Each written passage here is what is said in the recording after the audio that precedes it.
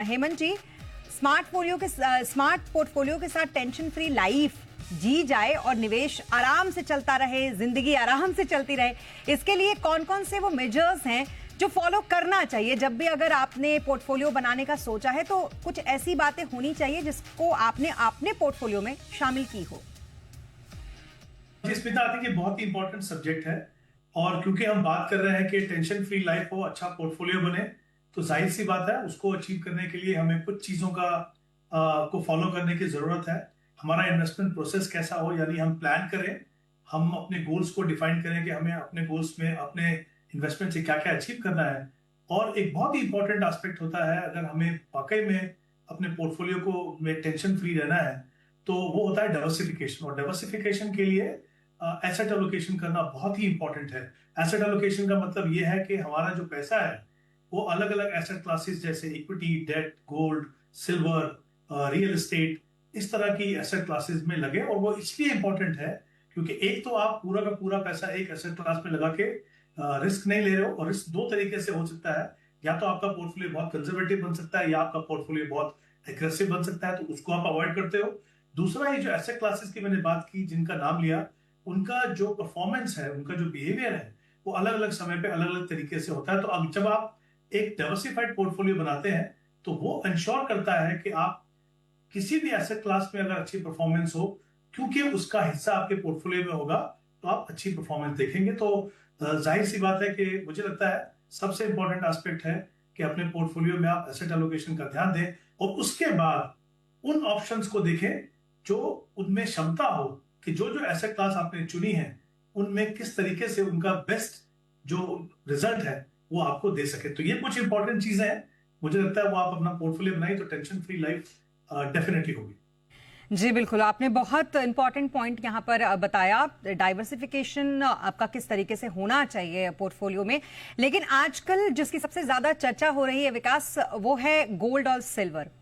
एक के बाद एक ताबड़तोड़ रिकॉर्ड भी ये बना रहे हैं, तो ऑब्वियसली चर्चा तो होनी ही है।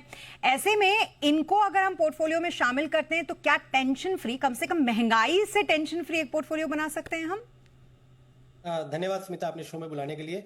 देखिए स्मिता, हेमंत सर ने बहुत अच्छे तरीके से ये बोला कि जब डाइवर्सिफिकेशन की हम बात करते हैं और एसेट एलोकेशन की बात करते हैं, तो कोई एक ऐसी एसेट क्लास नहीं होती जो सबसे बेहतर है, क्योंकि ऐसा होता तो सारी दुनिया सिर्फ वही एसेट क्लास में निवेश कर रही होती।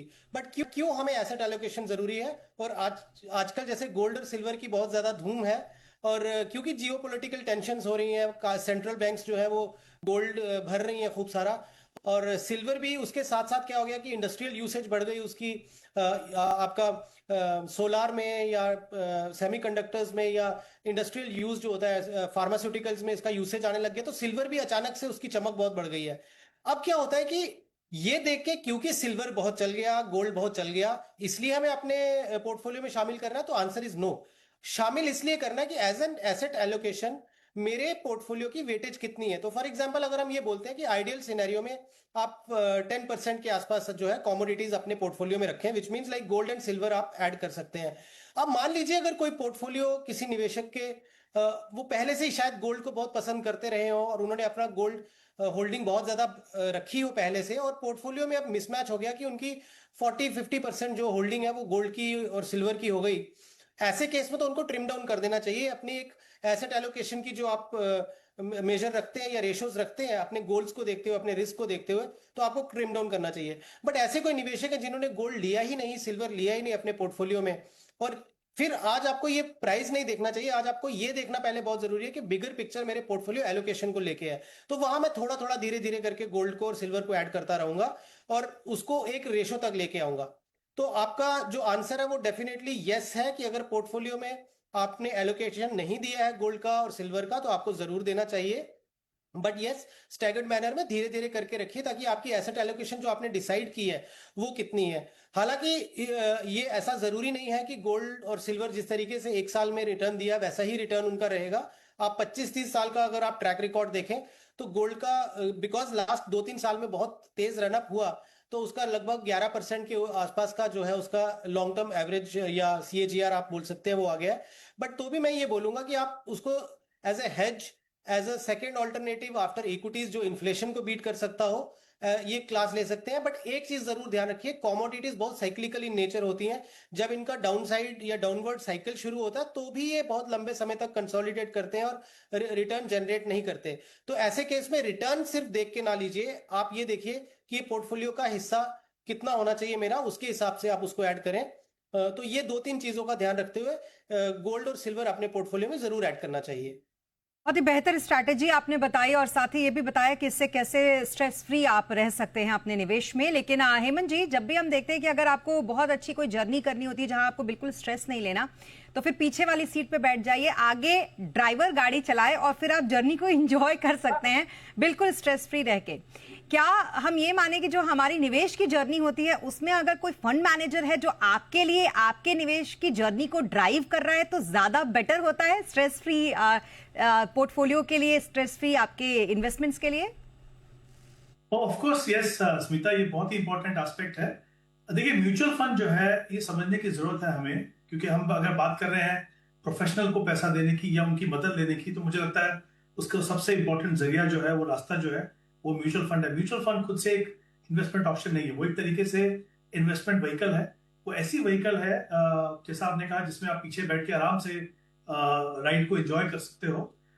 वो आपको अलाउ करते हैं डिफरेंट एसेट क्लासेस में इन्वेस्ट करने के लिए, चाहे वो इक्विटी हो, चाहे वो डेट हो, चाहे हमने बात की गोल्ड सिल्वर की, कोई भी एसेट क्लास में अगर आप इन्वेस्ट करना चाहें, अब तो रीट्स को भी इक्विटी में शामिल किया गया, तो कोई भी एसेट क्लास में अगर आप इन्वेस्ट करना चाहें तो म्यूचुअल फंड आपको वो ऑप्शंस प्रोवाइड करते हैं। वो प्रोफेशनल जो है वो आपका पैसा मैनेज करते हैं। तो देखिए, इक्विटी जैसी एसेट क्लास, और हम जिस तरीके से हमारे देश में देख रहे हैं कि एसआईपी बुक बढ़ती जा रही है, जो कंफर्ट है इन्वेस्टर्स का इक्विटी के साथ, मुझे लगता है उसका सबसे बड़ा कारण ये है कि mutual fund as an option बहुत ही फ्लेक्सिबल है, बहुत ही सिंपल है।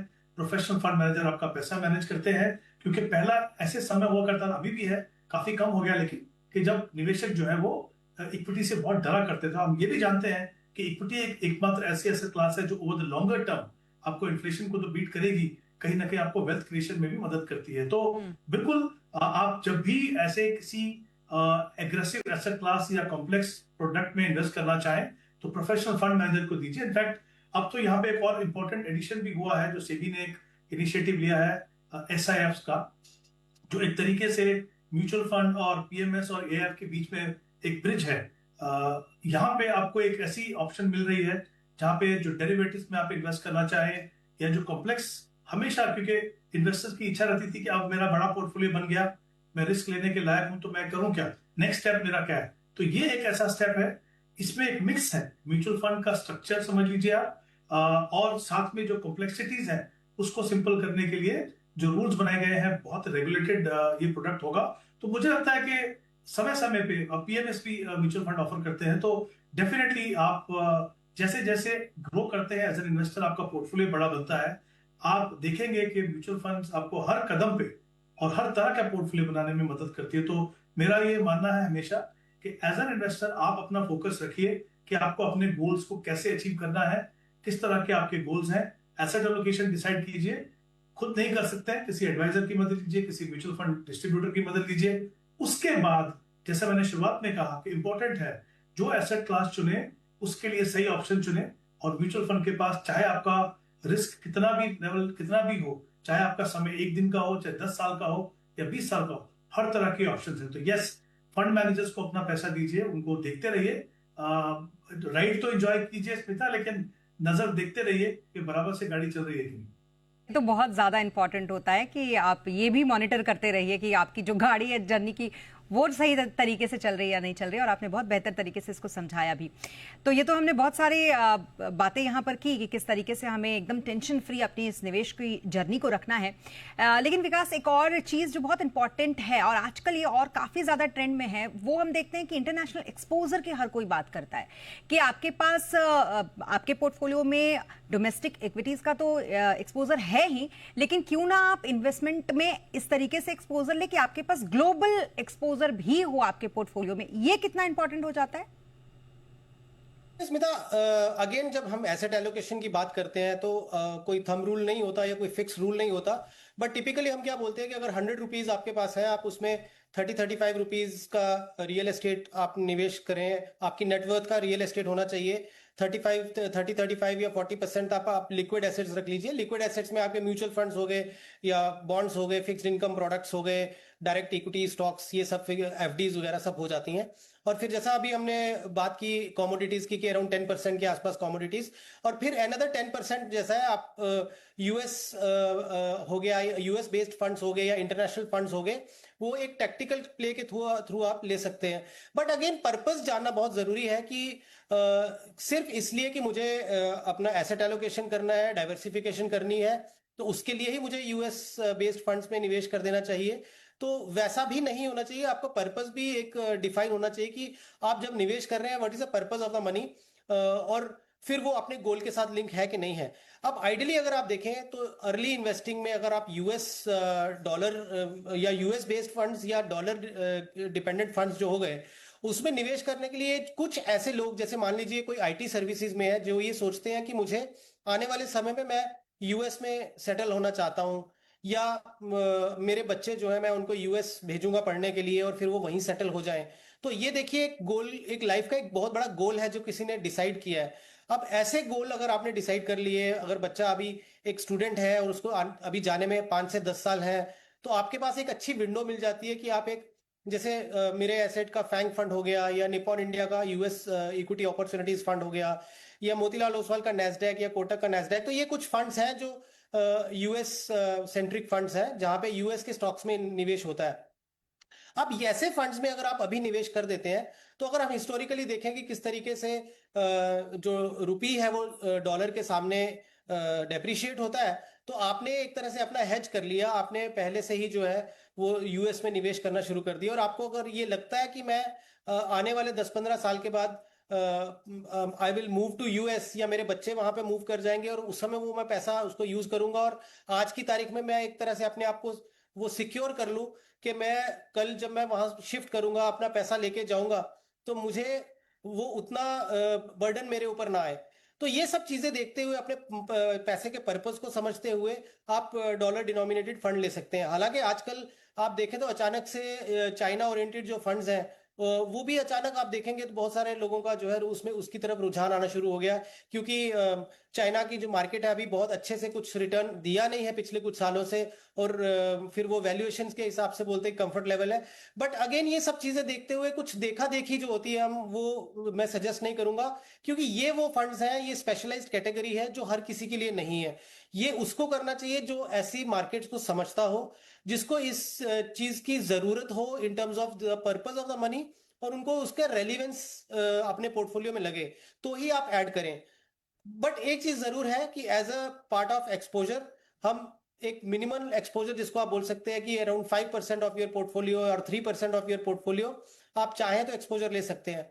आज की तारीख में अगर आप मुझसे पूछे कि वो निवेशक जिन्होंने ऑलरेडी इसमें निवेश किया हुआ है, तो हम ये बोलेंगे कि अगर आपने निवेश किया पिछले 2-3 साल में, आपका पोर्टफोलियो बहुत, और स्पेशली वो आपका जो फंड है वो बहुत अच्छा अगर कर रहा है, बिकॉज यूएस अभी ऑल टाइम हाई चल रहा है, तो ऐसे जो आपके जो अगर फंड्स हैं और ऐसे जो आपके एक अच्छी रिटर्न बन चुकी है, यहाँ पे आपको ऑलमोस्ट डबल के ऊपर रिटर्न हो गया है, तो ये शायद अच्छा टाइम होगा प्रॉफिट बुक करने का। बिकॉज जिस तरीके से ग्लोबल अनसर्टेनिटीज चल रही हैं, यूएस की जिस तरीके से चीजें चल रही हैं, तो एक बेहतर विकल्प होगा कि थोड़ा उसको आप ट्रिम डाउन कर लीजिए। अगर एसआईपी रूट से कर रहे हैं तो एसआईपी कंटिन्यू रखें, लेकिन अगर आपका एक अच्छा कॉर्पस क्रिएट हो गया, तो एक 20-30% का प्रॉफिट बुक करना एक अच्छा आई थिंक मौका होगा, आपको ये करना चाहिए। अब यदि किसी ने किया ही नहीं है, तो भी मैं यही बोलूंगा कि अभी एकदम बल्क में पैसा ना लगा के एसआईपी रूट से अगर आप करते हैं, तो एक अच्छा विकल्प होगा। क्योंकि यूएस के अगर अभी भी देखें आप, dominance in terms of their IT companies या in terms of their digital, जिस तरीके से दुनिया में चल रही हैं चीजें, तो अभी भी उनका डोमिनेंस है। तो एक छोटा सा एक्सपोजर लिया जा सकता है, पर बहुत बड़ा एक्सपोजर हम अभी रिकमेंड नहीं करेंगे। तो रहा ये वो तरीके जिससे कि आप स्ट्रेस फ्री पोर्टफोलियो बना सकते हैं, जिसमें इंटरनेशनल एक्सपोजर की भी बात यहाँ पर विकास ने की। और यहाँ रुकेंगे एक छोटे से ब्रेक के लिए, ब्रेक के बाद जल्द होंगे हाजिर और बताएंगे कुछ और तरीके कि कैसे आप स्ट्रेस फ्री पोर्टफोलियो अपना मेंटेन कर सकते हैं। रुकेंगे ब्रेक के लिए।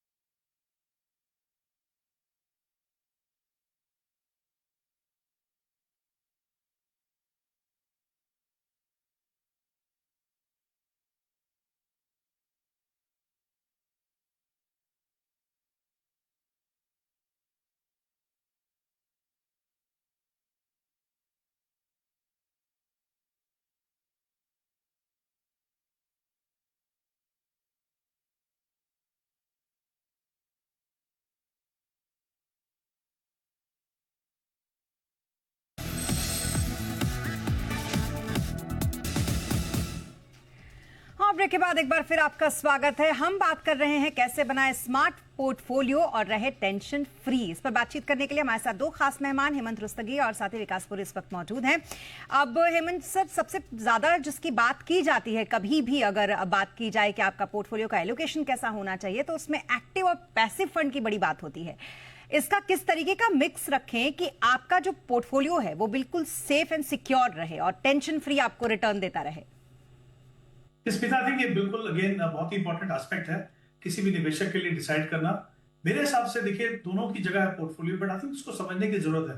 पैसिव फंड का मतलब क्या है कि किसी इंडेक्स को ट्रैक करते हैं, यानी फंड मैनेजर अपनी एक्सपर्टीज को इस्तेमाल नहीं करते हैं। जो भी इंडेक्स को ट्रैक करते हैं वो सारे के सारे स्टॉक उसी वेटेज के हिसाब से आपके पोर्टफोलियो में होते हैं। एक्टिवली मैनेज फंड का मतलब ये है कि जो जिस कैटेगरी के फंड में आप करते हैं उसका इन्वेस्टमेंट यूनिवर्स किस तरह का हो, वो तो सेबी ने डिसाइड किया हुआ है। विद इन दैट आपकी इन्वेस्टमेंट फिलॉसफी, उनकी खुद की एक्सपर्टीज, उनकी रिसर्च टीम की एक्सपर्टीज, उसके हिसाब से फंड मैनेजर एक एक्टिवली मैनेज फंड में पोर्टफोलियो बनाते हैं और कोशिश करते हैं कि आपको जो बेंचमार्क है उससे ज्यादा रिटर्न दे सकें। तो मेरा यह मानना है कि हमारे देश में अभी भी काफी ये अपॉर्चुनिटीज हैं फंड मैनेजर के लिए। एटलीस्ट अभी कुछ सालों तक तो मैं कह सकता हूँ ये कि जहां पे एक्टिवली मैनेज फंड, अगर आप अच्छे से फंड चुनते हैं, उन फंड को चुनते हैं जिनकी पोर्टफोलियो क्वालिटी अच्छी है, बहुत ही कंसिस्टेंटली अच्छा परफॉर्म कर रहे हैं, कि वो आपको जो पैसिवली मैनेज फंड है उससे बेहतर रिटर्न दे सके। तो मुझे लगता है कि जो कोर है आपका वो होना चाहिए एक्टिवली मैनेज फंड। इंडेक्सिंग का स्कोप हमेशा आपके पास आपके पोर्टफोलियो में रहता है, चाहे आप एक ब्रॉड बेस्ड इंडेक्स में इन्वेस्ट करना शुरू चाहे, या इवन सेक्टरल इंडेक्स में अगर आप किसी फंड के द्वारा इन्वेस्ट करना चाहें तो कर सकते हैं। बट मेरा ये मानना है कि जो ज्यादा जो फोकस है वो लॉन्ग रन में, हालांकि ये बात सही है कि जो एक्टिवली मैनेज फंड है थोड़े से ज्यादा कॉस्टली होते हैं, लेकिन क्योंकि ओवर ए लॉन्गर पीरियड अगर आपने सही फंड चुने हैं तो वो उनमें वो क्षमता है कि डिस्पाइट द फैक्ट कि वो कॉस्ट ज्यादा है, वो आपको बेहतर रिटर्न दे सकते हैं। बट जैसे मैंने कहा कि दोनों का मिक्स आपके पोर्टफोलियो में हो सकता है। अगर आप ऐसे निवेशक हैं जो बहुत ज्यादा अपने फंड को एक्टिवली मैनेज नहीं करना चाहते हैं, पोर्टफोलियो को आप खुश है मार्केट रिटर्न से, तो जाहिर सी बात है कि आप इंडेक्स फंड को देख सकते हैं। बट इवन अगर आप एक एक्टिवली अपने पोर्टफोलियो को मैनेज करते हैं, तब भी आपके पोर्टफोलियो में थोड़ी जगह जरूर है कि आप पैसिवली मैनेज फंड को इस्तेमाल करें। तो दोनों की जगह है, बट किस तरह के आप निवेशक हैं, किस तरह का आप रिटर्न चाहते हैं, उसके हिसाब से अपने पोर्टफोलियो में इसको बैलेंस कीजिए।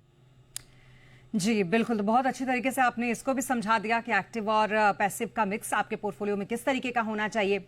अब एक बहुत इंपॉर्टेंट पार्ट जिसकी अब हम बात करेंगे, क्योंकि हम शो के स्टार्टिंग से ही बात कर रहे हैं कि कैसे हम इस फाइनेंशियल जर्नी को इस कदर रखें कि हम एक टेंशन फ्री लाइफ भी जी सके। तो लाइफ में दो स्टेजेस ऐसे होते हैं विकास। पहला तो रिटायरमेंट का, जब ये लगता है कि आगे फिर इनकम कैसे आएगी, अगर हम रिटायर हो जाते हैं तो एक मंथली इनकम जो अब तक आ रही थी सैलरी के रूप में वो कम हो जाएगी, और आजकल तो कई ऐसे लोग होते हैं जिनको पेंशन भी नहीं मिलती। दूसरा, अचानक आए कुछ ऐसे खर्चे जो सेटबैक दे जाते हैं कि आपके पास कुछ ना कुछ कॉर्पस तो होना ही चाहिए था उस समय के लिए। ऐसे में दो चीजें काम आती हैं, इमरजेंसी फंड और एसडब्ल्यूपी। ये कितना इंपॉर्टेंट है स्ट्रेस फ्री लाइफ और स्ट्रेस फ्री पोर्टफोलियो के लिए? ये सबसे इंपॉर्टेंट एस्पेक्ट है स्मिता जी। देखिए, पहले हम इमरजेंसी फंड की बात करते हैं। इमरजेंसी फंड यानी अगर कहीं पे भी किसी भी वजह से हमें अचानक से फाइनेंशियल क्राइसिस आ गया तो हमारे पास कम से कम 3 और एटलीस्ट 6 महीने का ऐसा कॉर्पस जो हमारे मंथली एक्सपेंसेस हैं, जो हम अवॉइड नहीं कर सकते, वो हमारे पास एक कॉर्पस होना चाहिए। और फिर किसी तरह के लालच में आके कि मार्केट गिर गई है और मेरे पास इमरजेंसी कॉर्पस पड़ा है, चलो इसको भी निवेश कर देते हैं, वो एटीट्यूड से तो बिल्कुल नहीं होना चाहिए। अगेन, पर्पस ऑफ मनी, कि ये पर्पस जो है पैसे का वो ये है कि लाइफ में कभी भी अगर कोई इमरजेंसी आ गई, फाइनेंशियल क्राइसिस, तो मैं इस पैसे को यूज करूंगा। ऐसे पैसे को आप हमेशा एक लिक्विड फंड या अल्ट्रा शॉर्ट टर्म फंड या आर्बिट्राज फंड, एक अच्छी कैटेगरी होती है जिसमें टैक्सेशन इक्विटीज की होती है, ऐसे फंड्स में आप ये 3 से 6 महीने का कॉर्पस क्रिएट करके आप उसको छोड़ दीजिए। ये भूल ही चाहिए कि ये पैसा जो है एग्जिस्ट भी करता है। और यस, क्योंकि ओवर द ईयर्स जैसे मान लीजिए सैलरीज बढ़ती हैं, खर्चे बढ़ते हैं, फैमिली में अगर नए मेंबर्स ऐड हो जाते हैं, बच्चे ऐड हो जाते हैं, तो आपका जो जरूरत है वो भी बढ़ती जाएगी। तो इमरजेंसी फंड को भी आपने धीरे धीरे वहां तक बढ़ा के लेके जाना है जहां पे आपको मालूम है कि 6 महीने तक जो है मुझे ये पैसा अगर मेरा कोई इन्फ्लोज बंद हो जाए, कोविड में सब लोगों ने देखा ये, तो मैं इस पैसे को, ये जो है मेरा पैसा मुझे एक टेंशन फ्री लाइफ दे सकता है अगले 3 से 6 महीने के लिए। तो ये हो गया इमरजेंसी फंड। SWP स्मिता जी थोड़ा ना बहुत ग्लैमराइज कर दिया सोशल मीडिया ने कि SWP एग्जांपल देता हूँ एक मेरे को फोन आया तो उन्होंने बोला कि मैंने अभी नया नया म्यूचुअल फंड शुरू करना है तो मेरे को एक सिप करा दीजिए और एक SWP करवा दीजिए। तो वो मैंने उनको समझाया कि SWP basically systematic withdrawal plan है, जो आपने पैसा जमा किया है उसी में से ही आपको वो जो इनकम आएगी। तो SWP बेसिकली रिटायरमेंट, आपने बिल्कुल सही बोला कि ये बिल्कुल अप्रोप्रिएट एक टूल है उनके लिए जो अपना रिटायरमेंट का कॉर्पस क्रिएट करना चाहते हैं।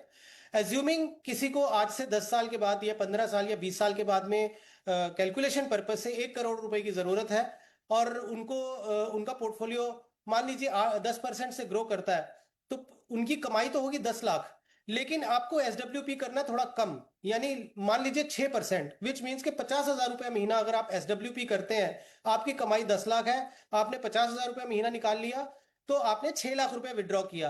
अब आपके पास एक विंडो बच गई कि 1 करोड़ के सामने 4 लाख रुपए और बच गया, वो वापस अगले साल जो है दोबारा से आप इस तरीके से जब पोर्टफोलियो 1 करोड़ 4 लाख के ऊपर अर्निंग आएगी, आप अगेन थोड़ा पैसा विड्रॉ करिए। क्यों? क्योंकि यदि कहीं मार्केट अच्छी नहीं चली तो आपके पास एक कुशन होना चाहिए कि आपकी जो मुद्दल है या आपका मेन प्रिंसिपल है वो डिप्लीट होना ना शुरू करे।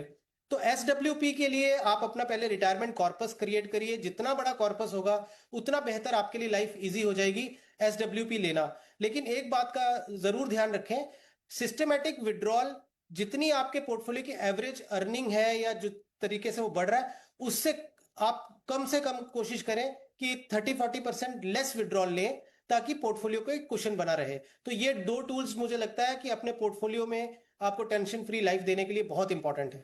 बिल्कुल। और अब इससे भी इंपॉर्टेंट बात कर लेते हैं हेमंत जी, जब हमने इतनी बात कर ही ली है स्ट्रेस फ्री पोर्टफोलियो बनाने की, तो फिर बताइए कि एक बैलेंस्ड पोर्टफोलियो बनाने के लिए कौन कौन से वो फंड्स हैं आपके हिसाब से जो होने ही चाहिए आपके पोर्टफोलियो में? स्मिता, क्योंकि हम बैलेंस पोर्टफोलियो की बात कर रहे हैं तो हम बात कर रहे हैं मिक्स की, इक्विटी फंड्स, हाइब्रिड और मल्टी एसेट फंड।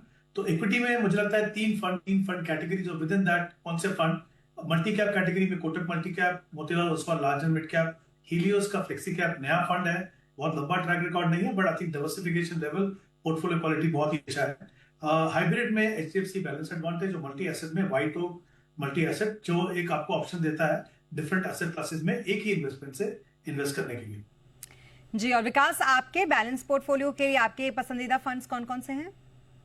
देखिए स्मिता, किसी भी पोर्टफोलियो को बिल्ड करने के लिए आप अपना टाइम होराइजन फिर गोल्स के हिसाब से लिंक करें। तो फॉर एग्जांपल अगर आप रिटायरमेंट के लिए बना रहे हैं तो HDFC निफ्टी 100 इंडेक्स फंड जो है वो आप 15-20 साल का अगर आपका जो रिटायरमेंट के लिए समय है तो ये ले लीजिए।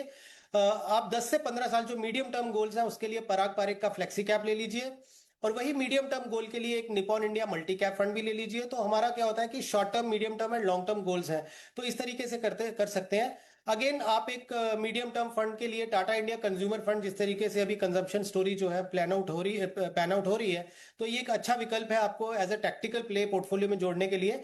और अगर आपका एक शॉर्ट टर्म गोल है जो अगले 3 से 5 साल में आने के लिए तैयार है, तो आप ICICI प्रू का बैलेंस एडवांटेज फंड ले लीजिए। तो इस तरीके से अपने गोल्स को के साथ में आप हर एक फंड को जोड़िए ताकि आपको ये पता चले कि मेरा शॉर्ट टर्म के लिए फंड कौन सा है, मेरे मीडियम टर्म के लिए फंड कौन से हैं और मेरे लॉन्ग टर्म के लिए फंड्स कौन से हैं। बिल्कुल, तो इस तरीके से आप ये फंड शामिल करके अपने पोर्टफोलियो को एक बैलेंस्ड पोर्टफोलियो बना सकते हैं, और ओवरऑल इस पूरी चर्चा से आप कहीं ना कहीं एक ऐसा पोर्टफोलियो तैयार कर सकते हैं जो आपको ये कहेगा कि अब टेंशन लेने की जरूरत नहीं है। और दोनों ही मेहमानों ने जिस तरीके के टिप्स दिए उससे आप अपने निवेश की जर्नी को बड़े स्मूथली आगे बढ़ा सकते हैं। Thank you so much Hemant sir हमारे साथ इस शो में शामिल होने के लिए, और विकास जी आपका भी बहुत शुक्रिया हमारे साथ इस शो में शामिल होने के लिए। इसी के साथ मनी गुरु के आज के सेगमेंट में अभी के लिए बस इतना ही। आप बने रहें जी बिजनेस के साथ। नमस्कार।